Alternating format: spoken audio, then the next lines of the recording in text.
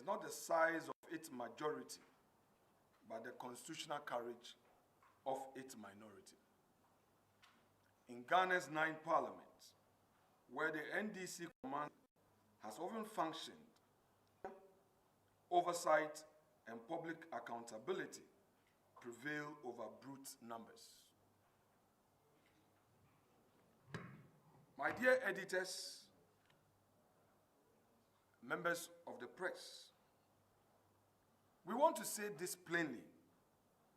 Article 162 of the 1992 Constitution does not simply acknowledge your work. It protects your freedom as essential to our democracy.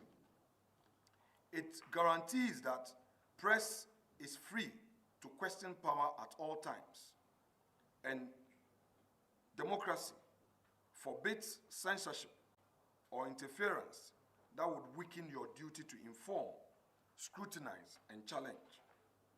Without that freedom, used with courage and integrity, every other institutional promise is reduced to words on paper.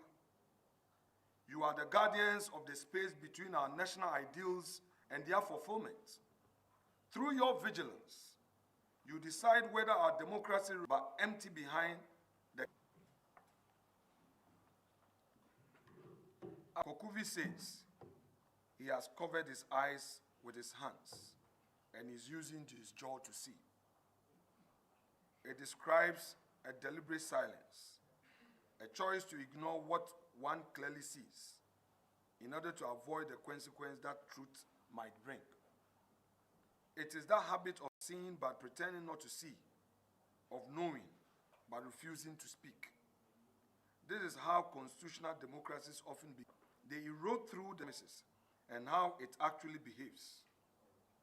We sense the decay, yet, if there is silence, it will be allowed to spread. I am proud to say that you, the media, remain firm in opening up issues, but like we always say, there's more room for improvement. This gathering is not a party rally. It is a constitutional conversation for the public record. We speak today with an eye to the historians of tomorrow, who will ask whether we found the courage to speak when it mattered, or whether we watched in silence as the distance between our ideals and our nation's actions grew too wide to close.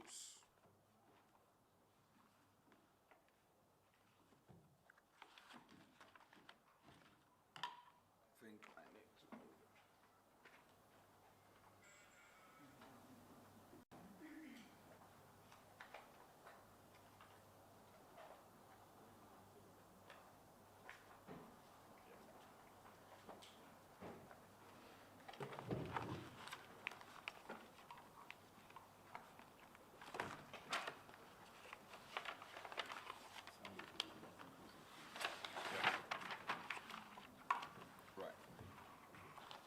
Ladies and gentlemen, we have been told that the economy is doing well.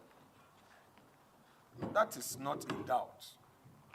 But the question is the economy doing well because there is prudent management of our economy, or that whether this government has introduced some social intervention programs that have in itself created an opportunity for young and were not born out of government's competence in the management of our economy. Rather, the IMF program, debt relief, rising commodity exports, reduced expenditure are the major reasons for the upswing in Ghana's economy, not that these facts expose the government's hypocrisy in telling us that they have prudently managed the economy. The much-touted fiscal consolidation has been attained on the back of a sharply cut expenditures for critical sectors, resulting in lower borrowing needs, and currency appreciation solely due to the weakening of the US dollar, which has led to preference for massive global investment in gold. Also, the debt restructuring, which we started under MPP while in government, in addition to the commodity export boom in gold and cocoa output, led to the big trade surplus which was recently announced. So since May 2023, Ghana has had a 3 billion financing. For example, in mid-2025, Ghana's parliament approved a 2.8 billion restructuring deal with 25 official creditors, including China, France, the US, UK, and others. Under this agreement, all debt payments due through 2026 were rescheduled, effectively granting Ghana 2.8 billion in debt service relief it could play with in the budget. So once again, Ghana's economic fortune so far is tied to the IMF program and the windfall, not necessarily due to any re-engineering of the economy.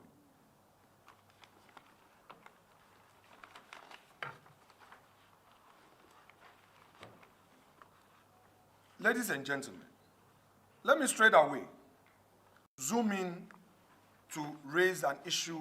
In the 8th Parliament, when they were in opposition, they told the whole world that there was a need to pass an anti-LGBT law.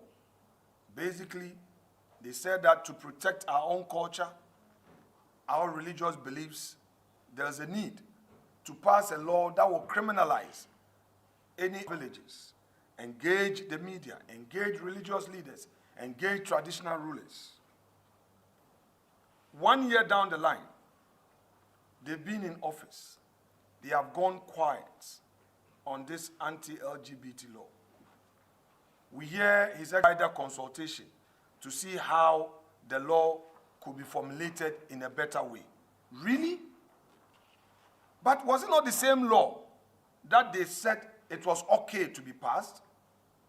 And again, when the mighty minority members decided through private members' bill to now pin them to their own principles, suddenly, after all the processes have been followed and approval given, and the motion was on the other paper, the NDC, through its majority leader, found a way of using procedure to claim that there was no such approval by the Speaker and tried to scapegoat the clerk to Parliament.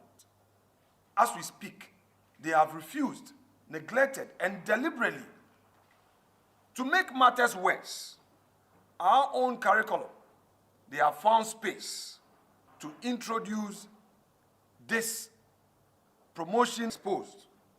This is what they had to say, that it was a mistake and that an anomaly. What an anomaly. When a person than the sector minister, and through the vigilance of the minority, you get exposed. The LGBT law only for power. And now that they are facing the reality, they want to find a way of running away from it. We will insist that they act by their own principle.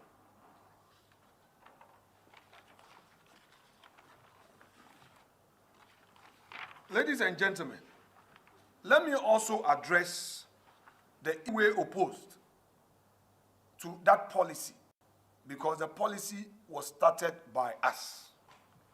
We, the minority, are again not opposed to the institutionalization of a new vehicle to see to the implementation of that all-important policy. However, we have two major concerns. Concern number one, the establishment of the Gold Board as a regulator. Our water bodies have been polluted. In fact, organized labor last year sounded an alarm and indicated that the Galamsey activities have worsened. This government has failed to provide tangible evidence of its commitment in the fight against Galamsey. It is clear that they are always involved in a PR gimmick, looking at the optics rather than the substance. They are interested in short-term gain between regularly mining the amount of gold or the tons of gold they have purchased. Yet they fail to tell us whether or not there are measures to fight against illicit gold that are mined through galamsey activities. We are concerned because the future of this country is at stake.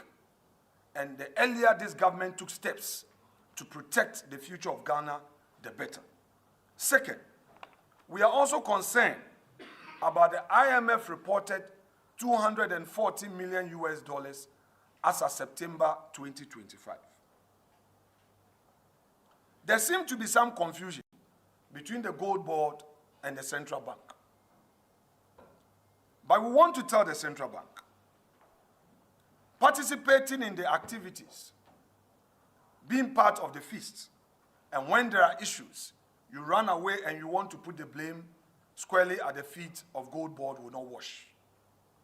The IMF says that the losses came by as a result of Bank of Ghana failing to protect our funds. How can you give money to Gold Board to buy gold and they make losses because of exchange rate differences? How can you be paying fees that by law you are not entitled to pay? How can there ever be a justification that in rolling out of blessed memory, in the Salome case, lay down the ground rules, especially the true definition of causing financial amount to a financial loss to the state?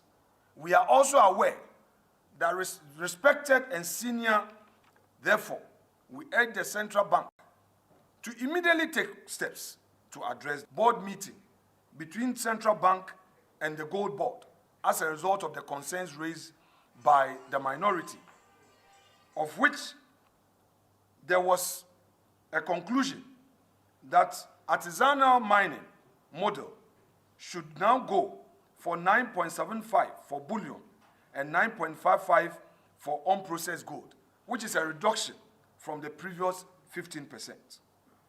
Much as this is commendable, we still think that there are still losses that would have to be considered.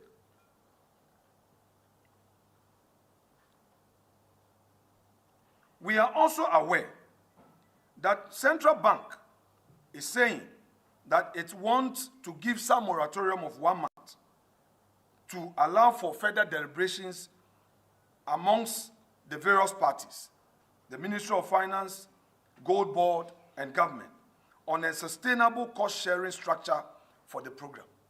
So indeed, if the minority was merely blowing hot air, why have they now decided through joint board meeting to take steps to ensure a sustainable cost structure?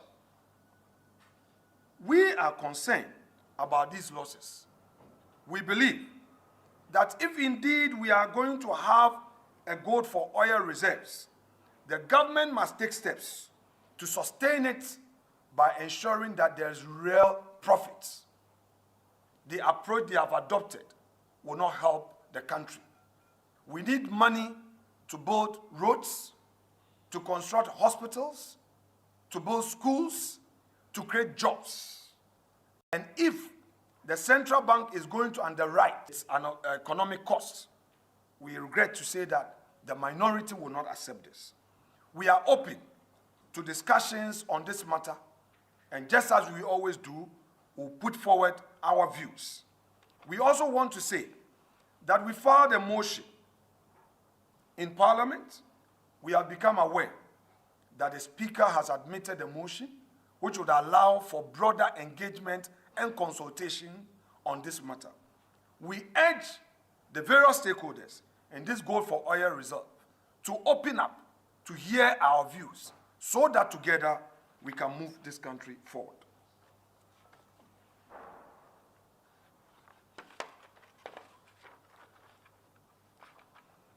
Ladies and gentlemen, I will proceed to state that at a recent World Economic Forum in Davos, the Canadian Prime Minister delivered a message to the global elite that they did not want to hear. He warned that the old order is not coming back. He described a new world in which major powers use tariffs, supply chains, and financial systems as open tools of pressure and control. He urged that what we call, quote, rules-based international order, unquote, has for many become and privately knowing it no longer works as advertised. For a smaller economy, it means we cannot rely on comfortable stories of mutual benefit when the structures of global integration are being used as instruments of leverage. This new world demands three clear responses from Ghana. First, we must build a truly strong and resilient domestic economy. We need enough strategic autonomy that no outside power can bend us through debt traps, currency games, or control over one of an independent foreign policy. Second, we must deliberately diversify our international relationship. We must deepen ties across Africa and engage carefully with traditional partners in the United States, European Union, UK, China, Canada, and with emerging powers, without surrendering our sovereignty to any single dominant player. Third, and most important, we must root our foreign policy in the constitutional values we live by at home. A so-called pragmatic foreign policy that turns a blind eye to impunity, corruption, and injustice inside our borders is not realism. It is a performance of sovereignty that hides a quiet acceptance of dependence. We cannot project moral clarity abroad if we refuse to practice it at home. Take Ghana's ambition to mediate between ECOWAS and the Alliance of Sahel states. It is a worthy and necessary goal, and it reflects the traditional leadership role Ghana often claims. But moral authority is never something a country can simply declare. It is earned gradually through steady action at home. It rests on the integrity of a nation's own institutions. A government that tolerates opaque, laws-making schemes orchestrated by the central bank, that turns prosecution into political weapon, that attacks judicial independence by unconstitutionally removing a chief justice, and that allows ongoing destruction of our rivers, is steadily destroying the very credibility it wishes to display abroad. Real sovereignty in diplomacy is built on domestic accountability. A nation earns the right so that it is less vulnerable to pressure and less easily silenced. Before Ghana can credibly reconcile other nations, it must first bring its own practice into line with its proclaimed values. Our influence abroad will always be limited by the strength of our integrity at home. And by the way, we have seen that my Lord Bafuboni and his management are all over at the various ministries, including Jubilee. Is he on a thank you tour?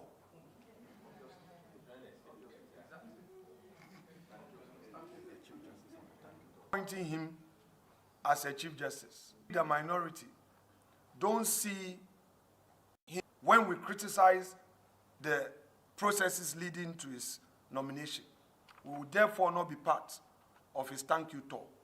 If he wants to engage us, our offices are open. He should come and engage us, and we'll let him know things that we find wrong. Colleagues, members, although real on the surface, encouraging as well, we are aware that inflation has dropped from a peak in the 20s to single digits. We are aware that government is now touting it as its own successes.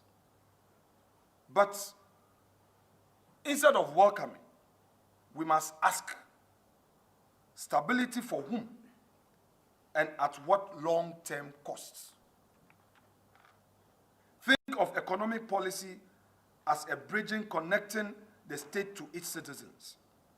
On one side of that bridge are the conference rooms in Accra, where ministers display tidy charts and quote IMF reports. On the other side are the markets of Efutu, the busy streets of Tamale, and the households of Takwa, where Ghanaians experience the economy not as statistics, but as struggles with food prices, utility bills, and the search for decent work. In 2025, that bridge broke. Inflation fell on paper, but the cost of a simple meal remained beyond reach for many families. Growth accelerated in the aggregate, but around 1.25 million young people were left outside employment. Economic stability improved, yet an estimated majority of water bodies are polluted, and energy sector debt still sits in the billions of dollars. On the tight IMF conditions, on the same narrow aspect of introducing reforms in the energy sector, and they were going to scrap it when they repealed the e-levy. But let's look at some numbers. They took away e-levy, but electricity tariffs under Akufo-Addo, where we're paying e-levy at 1.5%. And they were telling us, the NDC told us that it is too much. Today, electricity tariffs have gone up in excess of 27%. That is NDC hypocrisy for you. They also came to Parliament in the dead of night to introduce the Dumso levy, which upon our scrutiny, they decided to suspend it. But again, in the dead of night, they started the implementation. So Ghanaians are being burdened with all these levies, yet they claim that they are a caring government. Let me repeat that the current stabilization rests heavily on the tight IMF conditions. And like I said, they've imposed new levies. Deep structural weakness from inefficiencies in the energy sector to bottlenecks in agriculture remain largely untouched. This is not transformation. It is a postponement of crisis wrapped in a polished statement. So for agriculture, let me ask our respected colleague, Eric Opoku. He is a very intelligent parliamentarian. I don't doubt his understanding of the agro sector. But talk is cheap. It is not about his talking. Today I want to ask my respected colleague, Honorable Eric Opoku, the minister responsible for agriculture, to hold a press conference and tell Ghanaians the real policies that have been introduced to help promote agriculture. There's none. In the fishery sector, the least said about them, the better. So really, this government talks so much in opposition, but in government, there is nothing they've done in the agro and the fisheries sectors to promote growth, and we see it in that field. I'm sure later, Dr. I.Y. Opoku would expatiate on this with the numbers for you. Now they promised 24-hour economy. And the 24-hour economy, they said, one job, 3 shifts. So each job will carry 3 people. And they said, oh, even if you want to do farming, there will be a system where you can farm at night. They said, oh, you can sell your wachi in the night. That's what they told us. But today, after voting for them, what do we see? Even Ghanaian youth who gained employment as far back as 2017 were all sacked. When they're these mass dismissals, the first strategy that the majority deployed was to hold a preliminary objection, which the first Deputy Speaker came with an already prepared written ruling even before he heard the argument. And when we filed a motion for review of this repugnant ruling, Mr. Speaker found a way of denying us a voice. It is taking 8 months, an important matter that affects the livelihood of Ghanaians. And I want Ghanaian youth to hear this. Matters that would involve the restoration of their jobs. Parliament refused to give the minority a voice. They use procedure. Each time we raise it, they told us, oh, the Speaker says he wants to preside himself, the Speaker will preside himself. Till date, we've not been able to conclude on the debate on that motion. And Parliament is going to reconvene again on the 3rd of February 2026. We want to assure the many youth who have been rendered unemployed as a result of that letter that we will not relent. We will fight for them until they gain their employment back.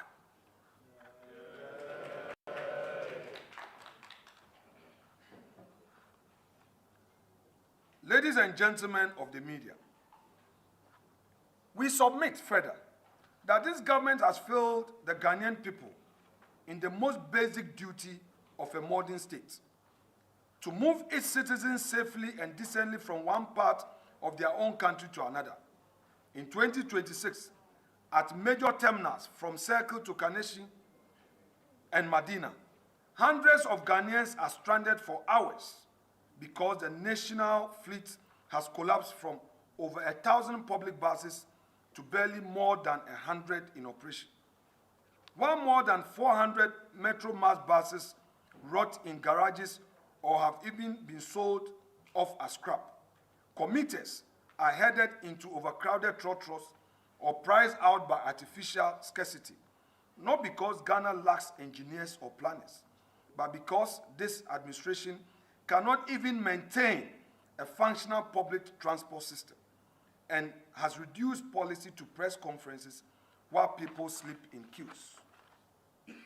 This same culture of negligence has bled into our foreign policy, where careless performative diplomacy has now helped land Ghana on a shameful list of countries whose citizens can no longer obtain immigrant visas to the United States. The US government has announced an indefinite pause on immigrant visa processing for 75 countries, including Ghana, at precisely the moment our economy depends heavily on remittances from hard-working Ghanaians abroad. The United States is our single largest remittance corridor, sending between $1.5 to $2.5 billion a year into allowed our citizens to be lumped into a penalty list that will slowly suffocate that lifeline and diminish Ghana's contribution to solving global problems. A serious government will retreat with afterthoughts. This one has managed to trap its own people twice, stranded at home in endless, dehumanized, too reactive, and too self-satisfied to prevent. The minority, therefore, is calling for immediate, concrete action in the transport sector for an emergency program to hit corridors with reliable services to work or back home. Under an ambassador to the United States and urge a crisis task force to and protect the billions in remittance on which millions of Ghanaian households depend. Ladies and gentlemen, public trust is further undermined by a visible pattern of selective justice. Former MPP officials have been pursued with vigor, while figures associated with the NDC facing similar questions have not attracted the same urgency. At the same time, serious concerns around financial transparency at the highest level of our monetary system have gone largely unaddressed. When the law is enforced, watching a performance of the rule of law, a scripted play in which the audience knows the ending before the curtain rises, but the show continues to preserve appearances. The MPP minority has resisted rushed and opaque lawmaking, including attempts to force through certain held financing measures without required parliamentary quorum. We have repeatedly insisted on transparency. These actions are not partisan games actually exercised. The new patriotic party, the mighty minority, has learned its lessons from defeat. We concede that we couldn't have been perfect in government. Our responsibility now is deeper. And we assure Ghanaians that we in Parliament will continue to lead the charge, even as we finish our flag bearership race on 31st of January 2026. But rallying behind our elected and ensure that we put forward a responsible opposition and provide alternatives. We've done it before. When people of Ghana know what the Kufuor administration did, we introduced the health insurance policy, a policy that the NDC never dreamed of, a policy that the NDC doubted, a policy that the NDC in Parliament boycotted its passage. Yet today, that is what has saved millions of Ghanaians.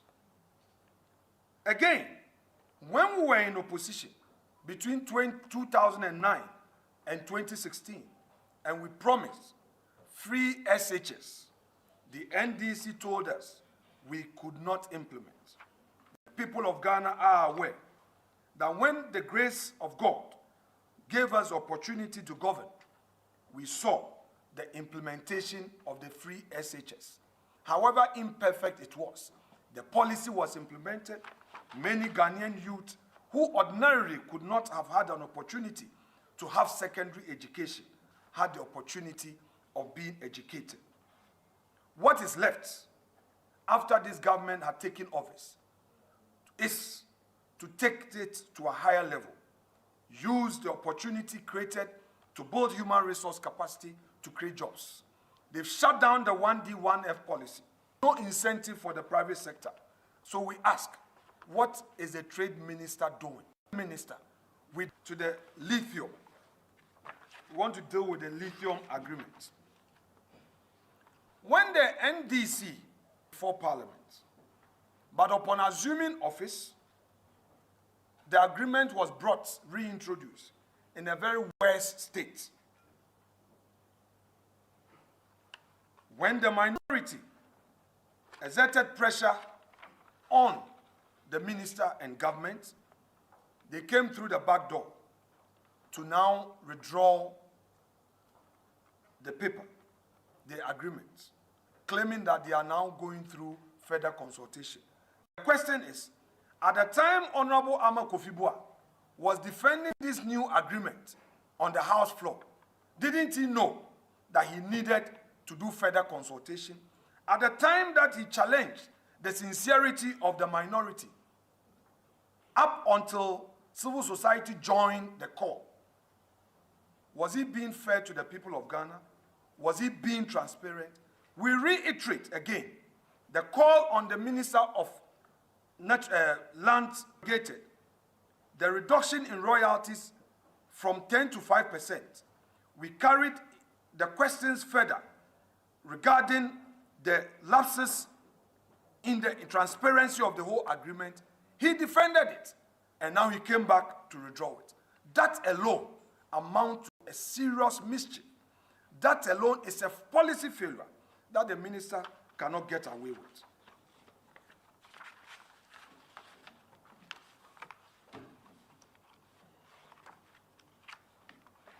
Ladies and gentlemen, let me now turn attention to a disturbing matter on the House floor.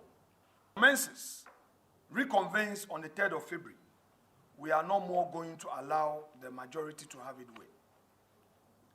The majority has turned parliament, first-term parliament, where everything comes under certificate of urgency.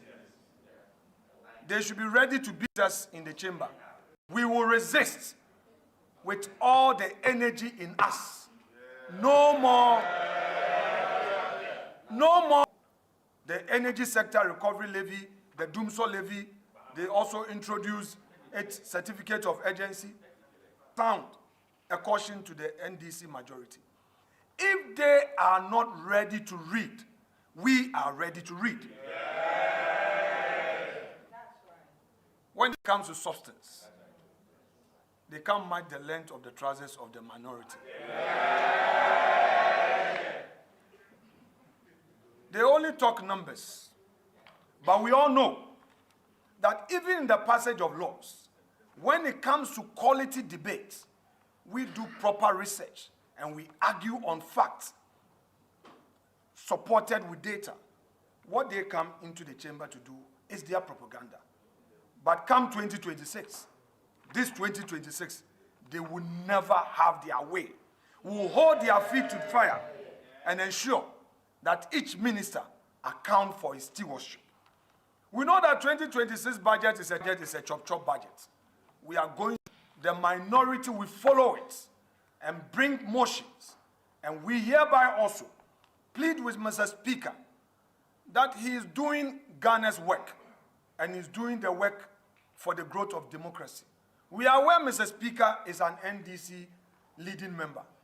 But where he sits, he is to protect both of us. We have been frustrated by numerous delayed. Questions are declined. Issues that must be allowed to be debated on the House floor. We see subtle culture of silence being introduced, and procedural roadblocks are used to deny us opportunity. But we want to pray, Mr. Speaker, most humbly, that he should prioritize substance over form. That is a rule of equity. He should prioritize prudence over procedure and allow debate to flow. We will not sit idly by and allow the majority to use their numbers to deny us our duty in ensuring that there is proper oversight. Ladies and gentlemen, renege on our fundamental duties to the Constitution. We will fight for the people of Ghana. And in doing so, we will not be obstructive. We will scrutinize, hold government to account, ensure that just as we did in 2025, where we brought up issues to the limelight, we're going to repeat same. And this time around, we are going to do so even as we are done with all our internal elections, that we now have a leader, and we are going to do so with a firm determination and assurance that come 2028, the NPP deserves to come back into office.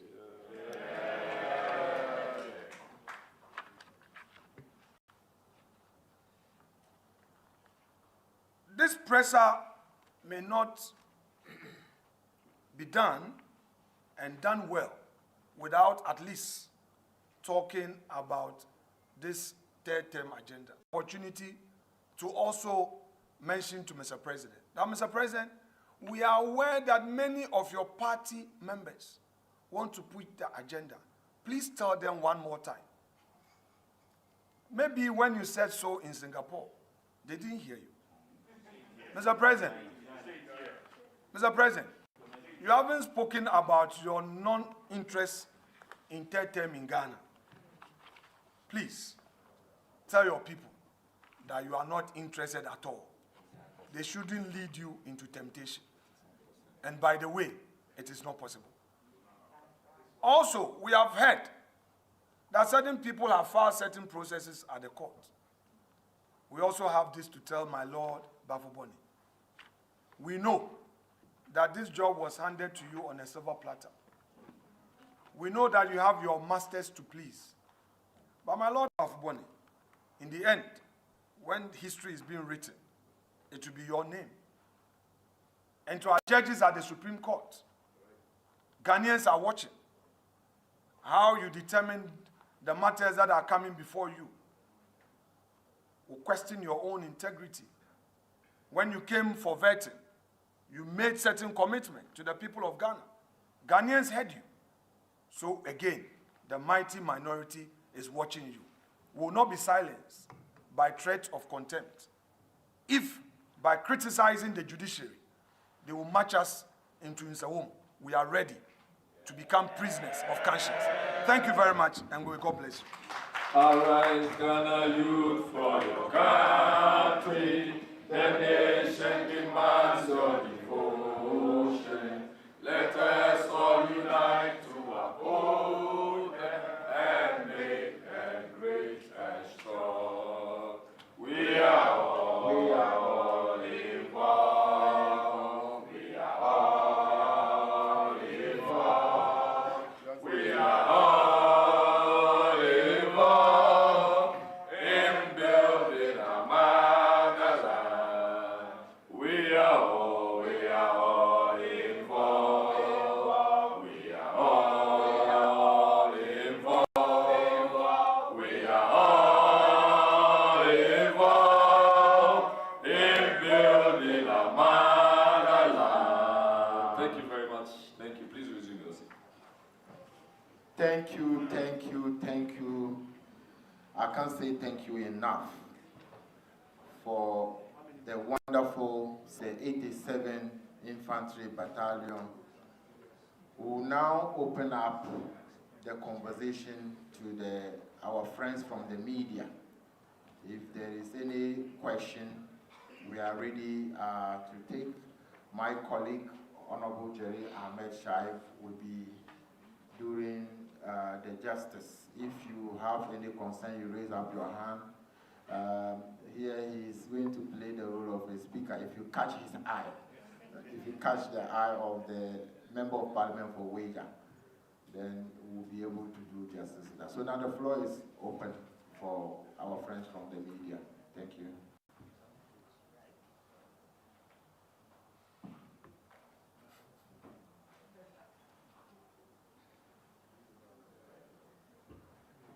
Thank you. My name is Kweku Sechidanso from GhanaInfluence.com.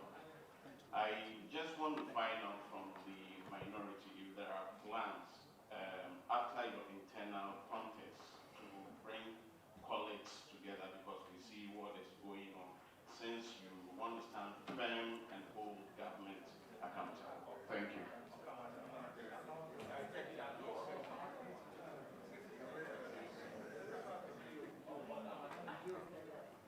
Next person. Please, any other? You announce your media.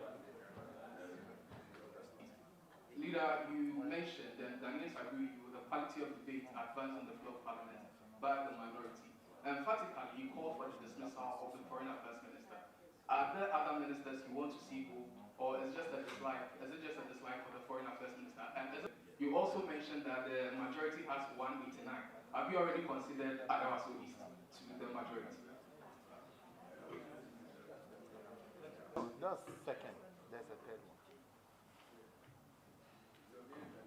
My name is James Aleji with Joy News. On the transport crisis in Accra and the other cities, the minority leader talks about the state of the state transport system and how it was. He talks about the fact that some of these buses that have been disposed were done under the previous government. Minority leader, I want to ask if you can give us some details about some of these decisions to dispose of some of these buses. I also know that you initiated an electric bus project before you left government to purchase. Is it supposed to be continued by government on this? Thank you. The minority. So let me deal with the first issue of post 31st January in Parliament.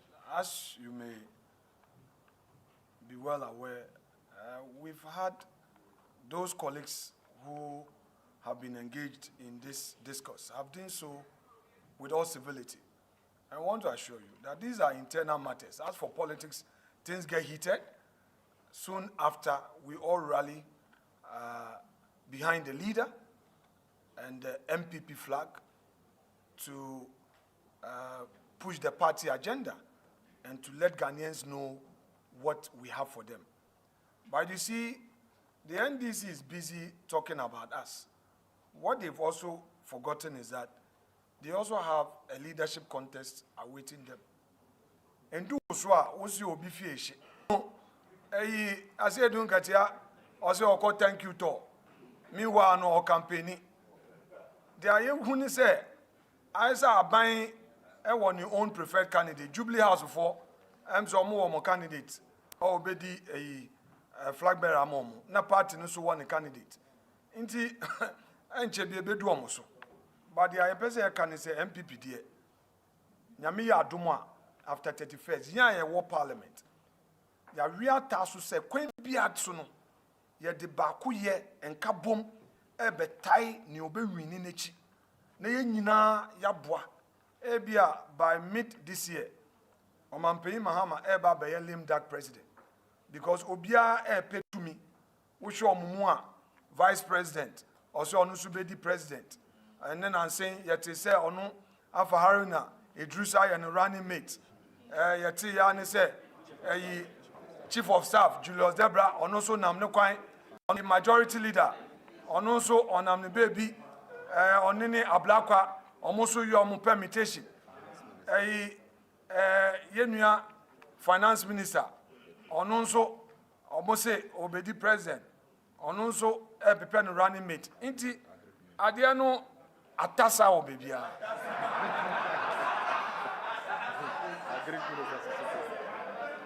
Yenua Erikopoku, ono agric minister. One kaza wo ministry okra no. Sika ezezo omodi ma na wodi ye kwedwuma kro mo fama. Wo so be di president. Ono opening Erikopoku we hu the difference between opposition and government. Owo opposition ani kati brofo akase. And obedi minister, sika odi be ye adwuma kwampo no aya asema ma no ono nso so obedi president NDC for there no ebe huhu. Ladies and gentlemen of the press, we have become formidable opposition because each one of us, in fact, if you look at the fact, I told somebody that in future it may be very difficult to make some selections because all of them are competent. All of them are determined. All of them have what it takes to deliver. So as for that one, it comes without question. Now, on the issue of the foreign minister, my colleague, we in the minority, we don't attack personalities. Follow to the House floor, to all engagement, we raise issues. How can our foreign minister have an engagement with some ambassadors, write on social media, and the next day we hear of an embargo? How can you claim that Israel deported some Ghanaians and without engaging, you also go ahead to say retaliation? You know, when we were kids, right? There were times that when somebody is provoking you, then you say that, wouldn't say wunya penny wo hunti, and yes, sir. So you are careful. If our foreign minister was that measured, you would have known that attacking Israel had consequences. I'll leave it here. A word to a wise is enough. So we don't have anything personal against anybody. In serious democracies, when a policy fails, the minister receives an agreement only to do U-turn to withdraw it for further consultation. any serious democracy, you have to resign. So that call on him to resign is not born out of our dislike for him. Our call on Honorable Ablako to resign the path of his predecessors, who took foreign policy to higher levels. Even recently in ECOWAS, Ghana has lost out on a lot of vacancies that arose at ECOWAS, all because we thought we were eyeing an AU chair for His Excellency the President next year. What of if the countries we are relying on resolve? Ghana is a regular contributor. In fact, we don't fail in our contributions to ECOWAS. Go for the records. We've lost out in employment in ECOWAS. Institutional heads, 0. Main employment, technical staff, the ECOWAS civil servant. Ghana contributes so much, but we are losing out. So what does the foreign minister do? On the Metro Mass issue, we are going to call on the Minister of Transport when Parliament resumes to answer questions regarding why they sat down for a whole year without putting in place measures to beef up the fleet levels. It again exposes the minister's lack of clear vision for the transport sector. But would bid our time, put together a paper by the appropriate committee of the caucus, and hold the minister's feet to the fire when Parliament resumes. So bear with us. We want to do the right thing. Thank you very much. Thank you. Now we'll take the next set of questions.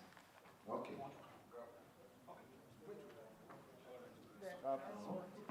Our colleague, the sector head, is here, and he would want to. Is your question related to the same? And you won't ask any further questions? Exactly. Okay. I mean, in the leader's presentation, I heard him accuse this government of failing to institute a properly functional state transport. But per recent report we read, during your administration... Did he accuse them, or that's the reality? He blamed this government. Yes, but is that a reality or is an accusation? So it's a reality. The question, then you cannot answer. But we all know that the problems that we are facing today in terms of Ghanaians having to take public transport, and I always go through tough time as sector getting access to public transport, and the unbearable first transport operators are charged. But you know that during your administration, there is a report that about 330 to 400 Metro Mass buses that were auctioned, sold as cheap, as low as 2,500, some of your cronies. Would you want to deny this report? Because if you fail to deny it, then we can also attribute the current challenge to some of your administration Graphic, please, can you reframe your question? Why is one an accusation and one a report? You are saying that there is a report that was an auction on Metro, and then you said the other one is an accusation. So is that one too not an accusation? That's your last sentence. No, it's 2 issues here. The accusation is that, one, the minority leader is blaming this government of failing to institute a functional state transport. As an activity to inform, we all saw that the very issue that you are accusing this government of were prevailing under your administration. Okay, it's okay. Let him respond. Thank you very much. I think your question is clear. So with regard to the auctioning of Metro Mass buses, a lot of people don't know what goes into the processes before. Yes, you are talking about. Before any bus is being auctioned, it has to be certified by the Board of Survey. It is not true that to any cronies. It is a palpable lies which being thrown out because of the recent event that is happening under this government. They are trying to just equalize, make an equalization. So I just want to let you know that it it is palpable lies. If they want any full inquiry into the matter, like the leader said, we for people to travel around, and that is the most difficult thing, the problem that we have at hand. And I expect every Ghanaian to be concerned about it, to find a solution to it. We on the minority side will continue to assist the electric buses. Yes, the previous government ordered 100 buses. The idea was that we want to bring 10 to try it, because that was the first time that we were. There was that after the 10, we'll bring back the 90. But we lost power. We were expecting this administration, this new government, to have decided not to bring the buses. It is up to Ghanaians to put fire on their feet and ask them why they have not brought those buses. So please, these are the facts on the ground, and I know most Ghanaians knows about it. So let us be factual about some of these matters, so that we don't, in an attempt to make any equalization, with authenticate it. So that is what I want to say. Thank you. All right, thank you. We'll take the new set of questions, the next set of questions.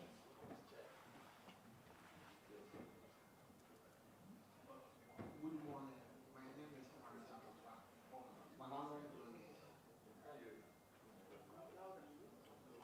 My name is Maurice Amufa from Nanano Bloggers. My question is that what steps is the minority taking to address the meaning? Honorable Jerry, he's done. Next.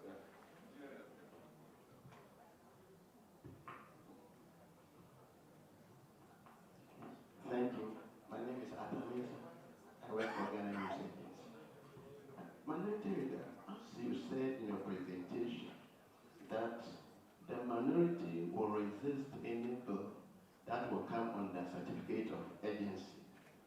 And I was wondering, because when the pandemic issue came up, even though the minority protested vehemently and even took the center stage of the chamber, but the majority was able to pass 8 estimates at that time. In spite of the chaos, in the midst of the chaos, they continue because they have the numbers. So, how serious can you take this issue? Because you could not even sustain the protest. It is only that day that you protested. The next day, you cooperated with them. How do you take this serious? Thank you. This question, even before the minority leader came, I don't know how you are talking about resistance and then the protests on that time. We are talking about 2026, and you are talking about 2025. You are 1 year behind. So please, let's make progress. Fine. GTV. Thank you very much. My name is Valencia from GBC. I think my question is in line with what my senior colleague was talking about. So in his presentation, he made mention that the minority will not allow the majority to have its way this time.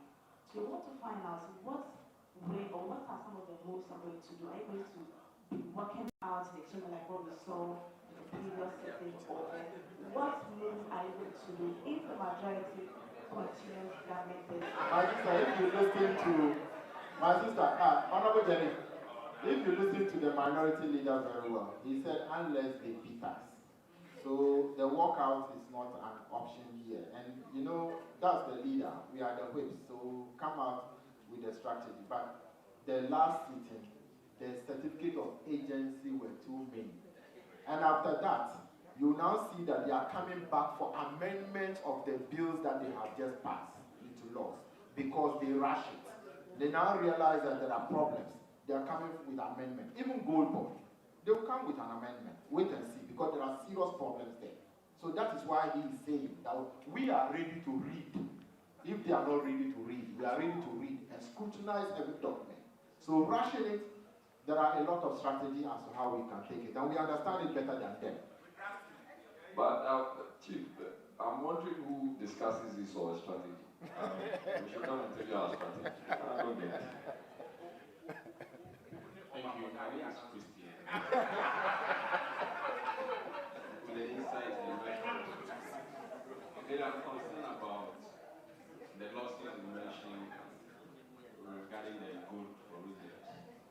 Our Bank of Ghana records indicate that during your tenure, especially between 2022 and 2024, there were significant losses under the gold for reserves program.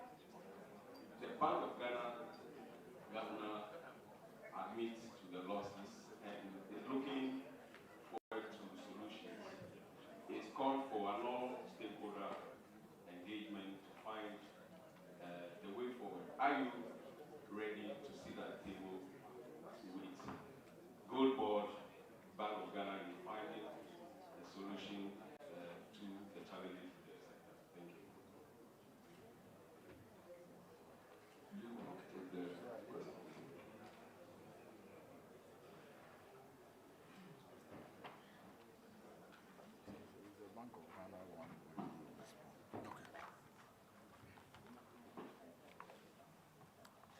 So,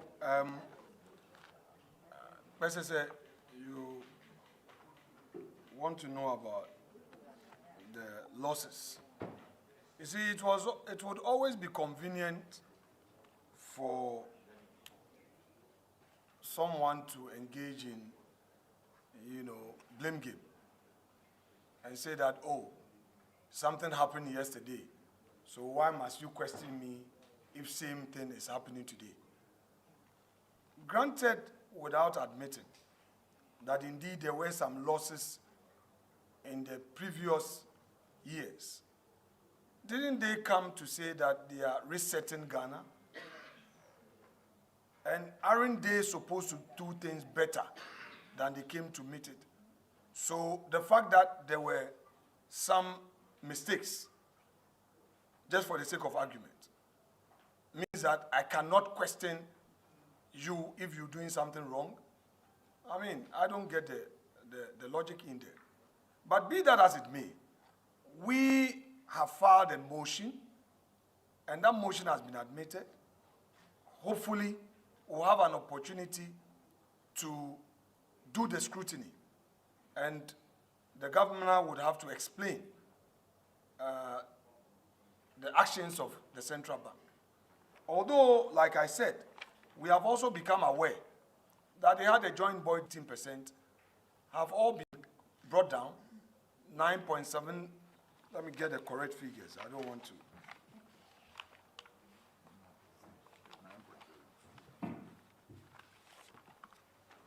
When we're dealing with numbers, we have to deal with numbers properly, so I don't want to. No, it's on the one paper. It's on the same. Yes, it's here. We have 9.75 for the bullion and 9.55 for unprocessed gold. Previously, it was 15%. So you see, the minority scrutiny has yielded some, they wouldn't have met to review this, okay? So it tells you that there was something going wrong somewhere. We are saying that in gold trading, there should be no losses. If the economic cost of implementing a policy will be that astronomical, then you better look for another policy alternative. If in implementing a policy, you want to stabilize your city, the cost will be so high that it will deny you the opportunity to build schools, construct roads, and make more money. If you invest in agriculture, your city will be more stable than going into gold for reserves, so they needed revenue.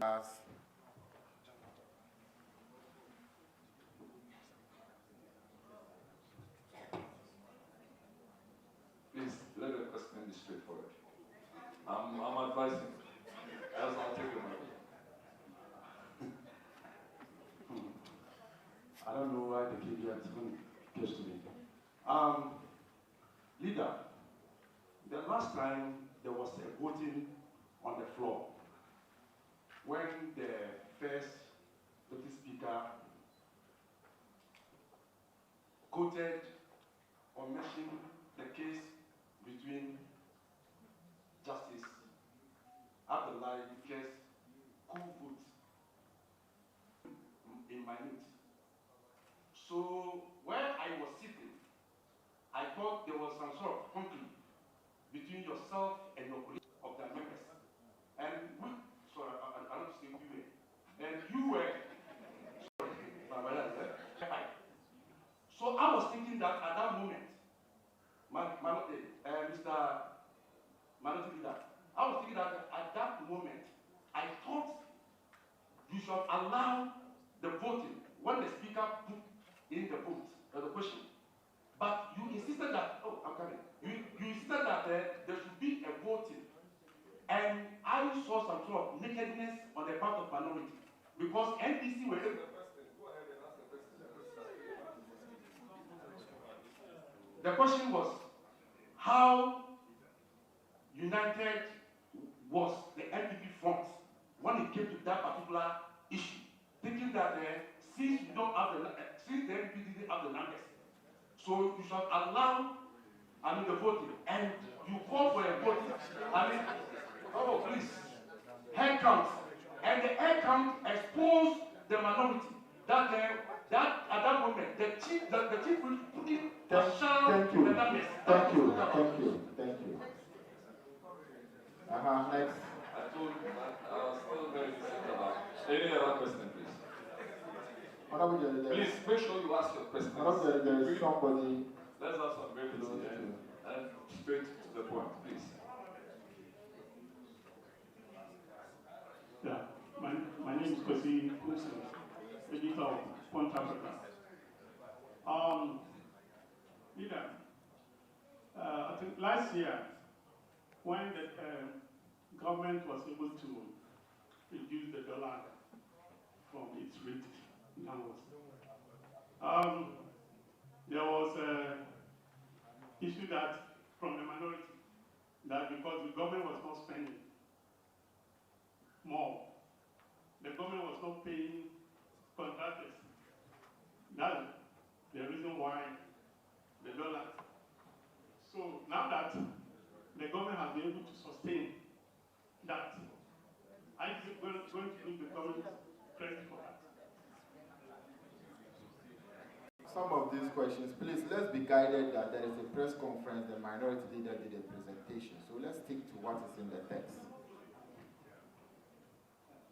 Good afternoon. My name is Brian Boachi. I'm from Asifua Radio. Hey.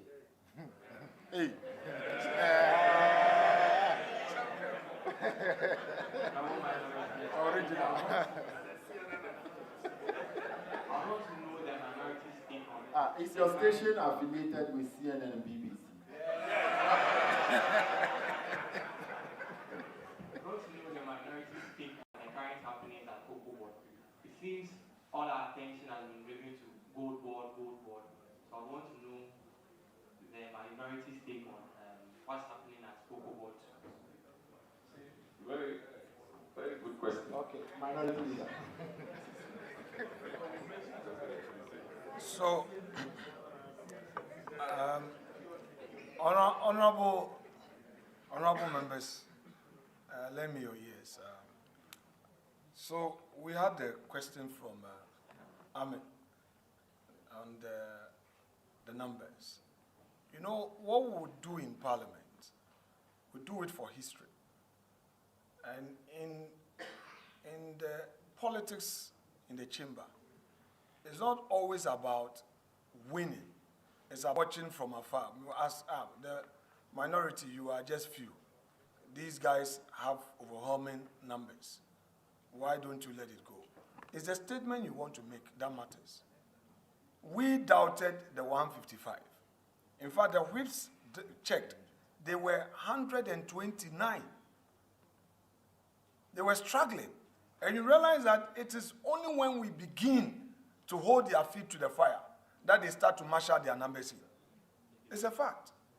So it is not about us. It's about the impact we make on government business. So it's what we said and what we did. The other issue regarding the cocoa sector, I think our ranking member is here. So I will let, he will take it up. The stable, the dollar, the artificial. Yes, my good friend, Mr. Kumsin, right? Press conference earlier, no, Medikai said, "Oh, you know, no more about Bemuno. Almost shedan ye bibi strunkumbia. Ghana Funya Bemus away our moye at the Jumaba. And Nuntino, Sidi no Suaton.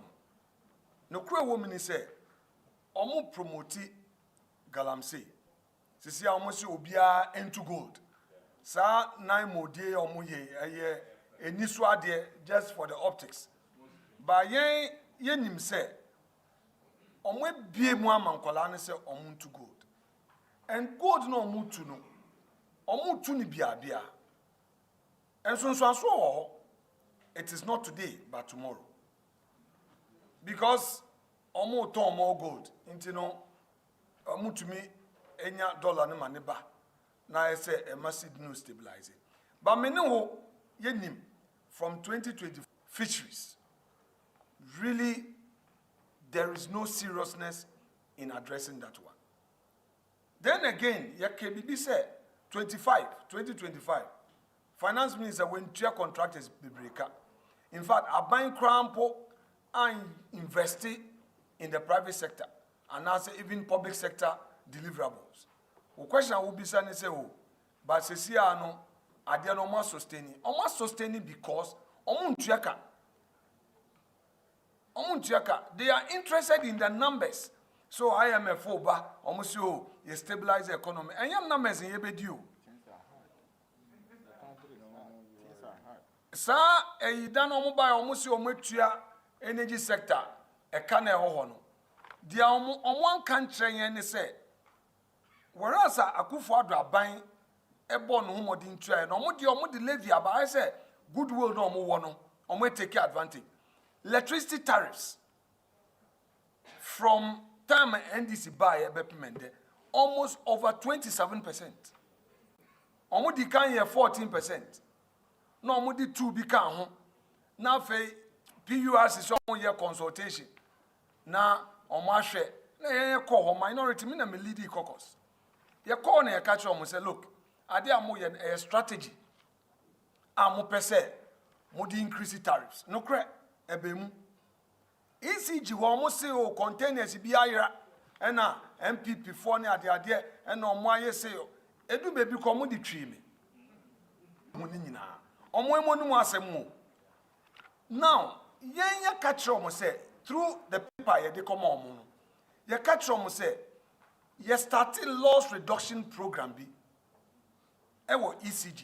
Say losses no transmission loss companies omo tre illegal connection e doso nti yama a system bi embra ebema Ghana obia betu electricity bill so we ye ne sa ebeboa akufo ado aban start ye me kodi bo che be sa busumi mienu no at least me hu anamo ano omutu nti instead of pursuing reforms no instead of imposing higher tariffs pursue reforms. They are not doing it. It's a major policy failure. So they are burdening you, pay more tariffs. So after 1 year, no more say a budget tariff. Then the worst part of it is that we introduce Doomsday levy. Doomsday levy no, is bringing more revenue than the e-levy now. Almost say, they are looking at over 4 billion, whereas the e-levy was giving less than 2 billion. So you repeal the law, but introduce another tax that is burdening Ghanaians more. That is hypocrisy, that is double standard, that is matrical government. That's matrical government. Who was the e-levy here? On Tigana for me, person much e-levy bill, we no tax. But who got top petrol there? 1 liter bia to 1 Ghana cedi. Mbajo masemase.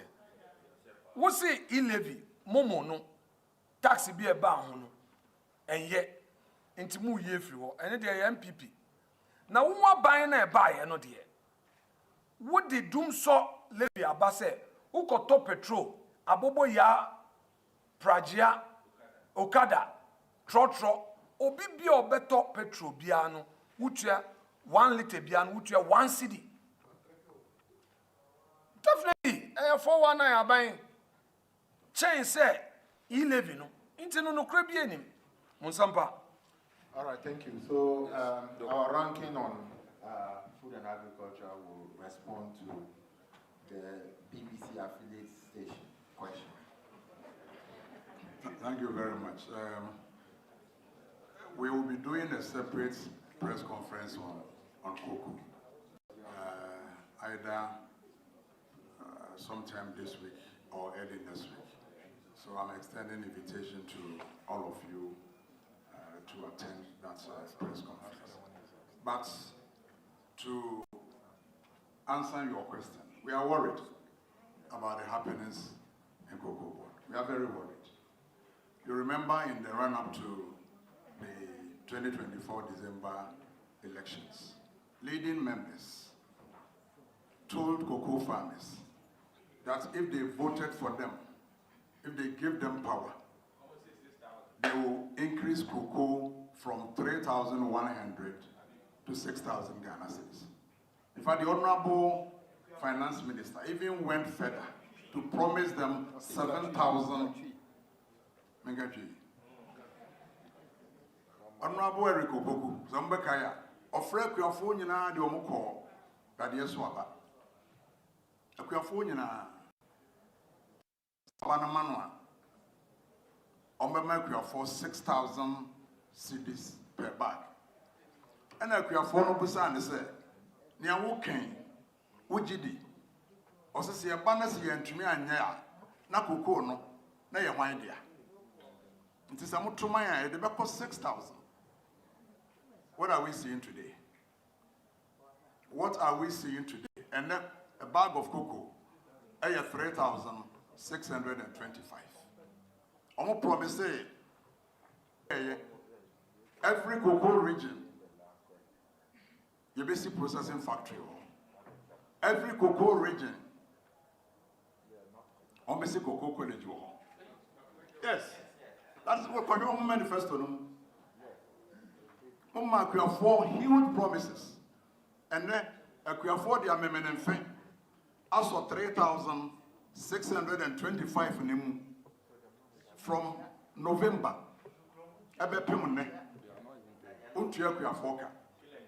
for the first time, for the first time, now no can be framing. I've been also, I talk cocoa 100 bucks. The year yare, ya prescription manu. Onto and just so in this go, what talk cocoa 100 bucks. What's the mean to ya? A Kuafoni Biowa, Omuko, or Obia, almost say, cocoa, and get 3,625. Obama is saying, huge discount.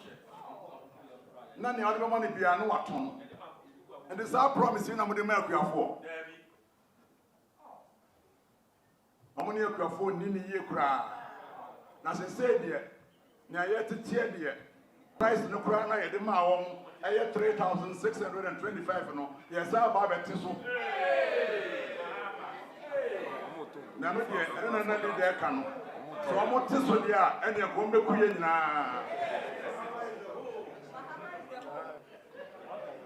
And then, a Kuafo almost at the force, yeah, slow and so Moko, no Toma, Galamsefo. If somebody I'm here, I have some I rehopa near Kansan. I rehopa and near Kansan. So, we need what brain home.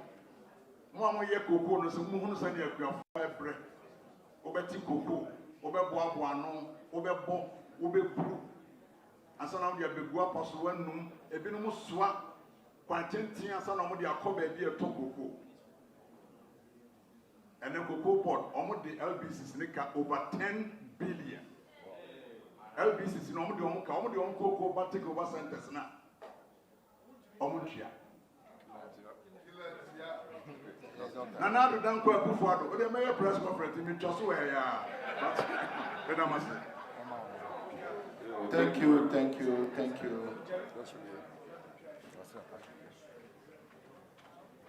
Okay, the leader will have the last point. Yeah,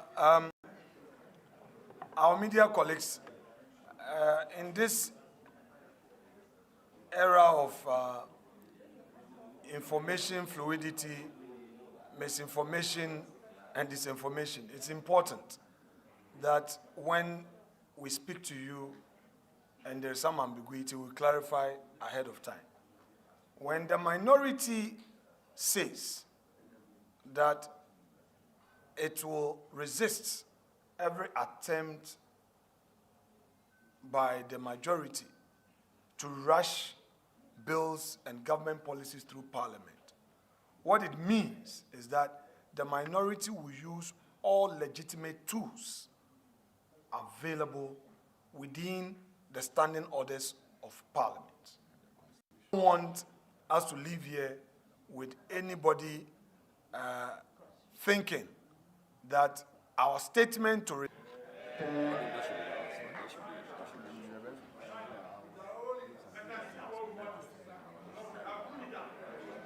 All right, our friends from the media, let me, on behalf of the mighty minority, thank you for making time to engage or be part of this media engagement, holding power to account, a year of active and responsible minority. And what's the time now? 12:25. There is a branch there, or lunch. It's lunch or brunch, whichever it is. Then we can be able to eat together or dine together and interact. If there are further clarifications, you can see my colleagues, MPs from the mighty minority. One good thing about the minority is that anybody, you can ask them any question and they will be able to respond because they are very, very well composed and ready at all times. So we will be taking a group photograph, the minority. We'll be taking a group photograph here. And after that, we'll go to the MP's cafeteria and have our lunch. So let me thank you so much, and then let's build a better relationship. The media, your friends in this democracy is the minority, because we do almost the same thing together. We are your friends.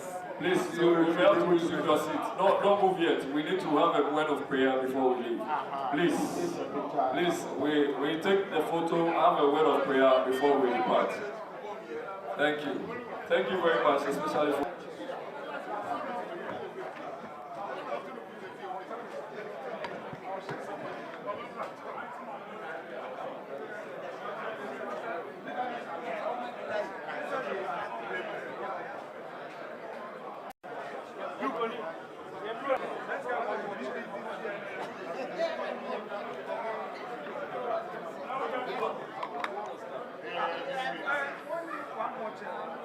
Oh, it doesn't move.